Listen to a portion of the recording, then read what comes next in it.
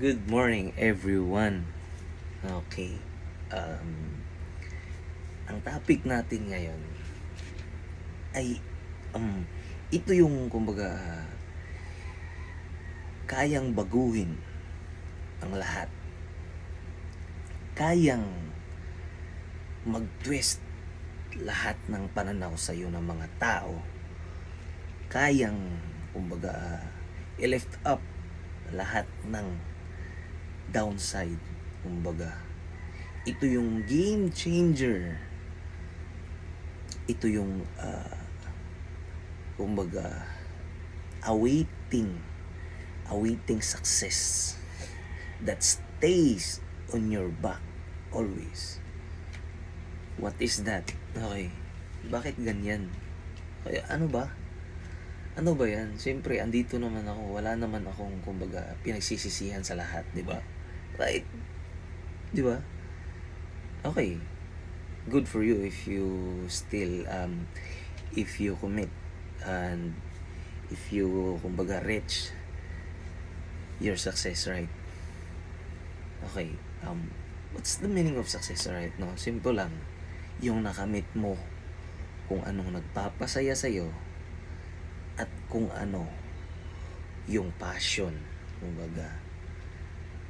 Okay, tsaka kung ano talaga yung desire ng buhay mo, okay? Kumbaga gusto mong tumulong, okay? Yung kung ano talaga yung nagpapasaya, okay?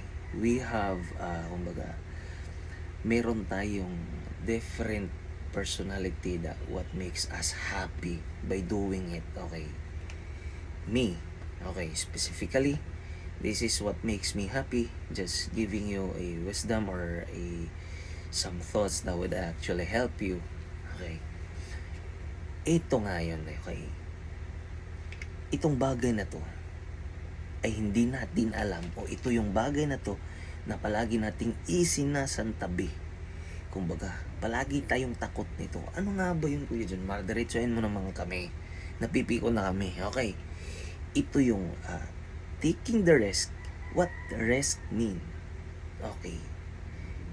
It involves your emotions that need to disregard or to sacrifice to achieve your 100% desire. Okay? Taking the risk. Risk talaga. Okay. Bakit kailangan nating mag-risk, Kuya Junmar? Okay. Masaya naman ako kung saan ako ngayon. Okay, sige. Example. When we are a kid or just a child, newborn, okay, paano nga ba malalaman ng iyong magulang na gutom ka na? Instead of waiting, di ba? Siyempre, matanda naman yung magulang, alam naman nila. Pero, yung magulang mo, ayaw nila ng maingay ka. Which is, when you are a child, you don't have any idea what is risk mean. But you always did. Right? Wala tayong idea pa na taking the risk na maaanoy natin yung pamilya natin sa tuwing iiyak tayo, sa tuwing gutom tayo. Have we ever imagined that? That small act that change your life. Okay, imagine, pag yung bata hindi umiyak, kahit alam natin na yung magulang natin magagalit pag nag-iingay tayo. But we always take the risk to cry because we are hungry. We are looking for food. Okay? 'Di ba hindi pa nga tayo nakakapagsalita nung bata pa tayo. But we consistently cried because we don't have, or we are hungry because we are starving for something. Din, di ba, yung mga magulang natin, kumbaga, napipressure na kung anong dapat ibigay. Di ba? Because we are crying. We are taking the risk. Okay? Hindi pa nga natin yun alam, ha? Di ba? But we still do it. Come on, bro. 'Di ba? Kahit alam natin na maraming naiistorbo kalahating gabi, sa gitna ng gabi, iiyak at iiyak tayo. Wala pa tayong alam nun. Wala pa tayong alam nun. The rest was happen every time when you need something. Din na ibibigay, hindi mo ba nai-imagine yun? Sa tuwing gutom tayo, umiiyak tayo, nakakaistorbo tayo na maraming tao. Pag nalalaman ng magulang natin na umiiyak tayo, nagagalit sila, at the same time, nai-imagine nila na may kailangan tayo. See, it always taking the risk to achieve something that you need or to fulfill your desire. What makes you happy and what things to be done. That's it. Kaya ngayon, matanda ka na, tas you always holding back. Come on. That's not fair, bro. Pinanganak tayo. Simulat sa pool, pinanganak tayo na walang atin. Sa totoo lang, hindi naman to atin. Okay. We are just enjoying for the meantime that we have a time to spend on it. Okay. Hindi naman to atin. Bakit tayo matatakot? Okay. Iisa lang yung patutunguhan natin. Okay. Iisa lang. Alam natin yan. Alam ng buong mundo yan. Alam ng mga tao yan. But still, takot sila. Ngayon pa tayo takot na matanda na tayo, na pwede na nating gawin kahit anong oras. But nahihiya at natatakot tayo. Di ba?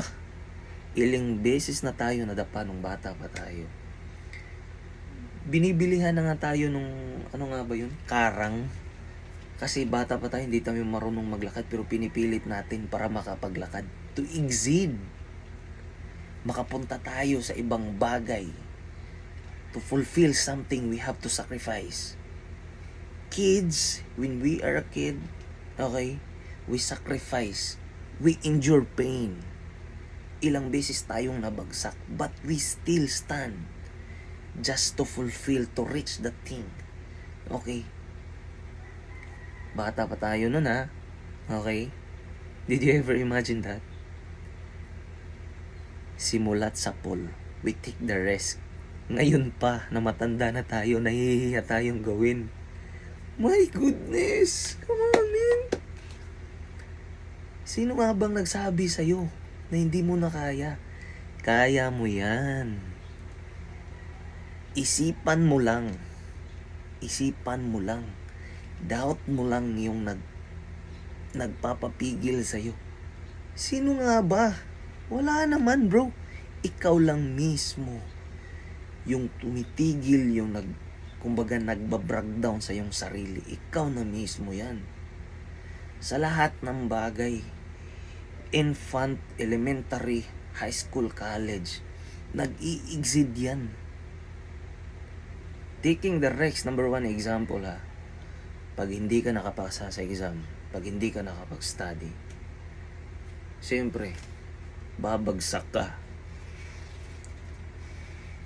Kahit sabihin ng guro, bawal mangopya. But still, kahit mahuli ka, pero alam mo yun yung paraan para pumasa ka. Nangopya ka, pumasa ka. Sino nga ba ang nagsasabing talunan ka when it turns of fulfillment? Siyempre, ikaw lang din naman. Ikaw lang din naman. You never fulfill yourself because you always holding back and you always doubting yourself. Sino nga ba? Ikaw lang. Come on. Everyone has a struggles. See it to yourself around. Lahat tayo sumusugal. Bakit ikaw hindi? Right? Bakit ka takot? Okay. Bakit ka takot as long as you're doing right? Hindi labag sa batas yung ginagawa mo. Bakit ka natatakot? Okay. Yung magulang natin ginawa ang lahat para sa atin. Tapos kinalaunan nawala sila. Hindi mo ba yun nai-imagine? Hindi mo ba yun nakikita? What is the use of wisdom from your parents?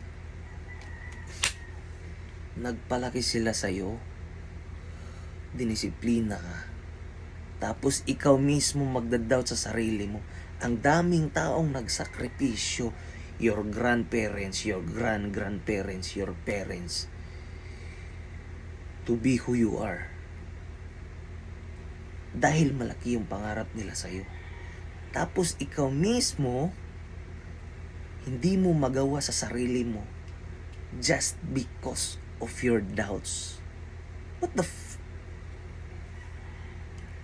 Kaya dapat you have to take the risk. Okay? Take the risk. That's it. Stop thinking too much. That what? Ito yung nakakapatay sa self-esteem mo. Yung negativity. Ignore it. Take the risk. Step forward. That's you. That's the meaning of life. Taking the risk. That's the meaning of life. Come on. Taking the risk. It's one way. That's it. Hope meron kang natutunan at saka napalakas ko yung loob mo. At sana rin wag kang matakot mag-rest. Okay. As long as you're doing right. Okay. You're not killing people. That's it. Have a good day.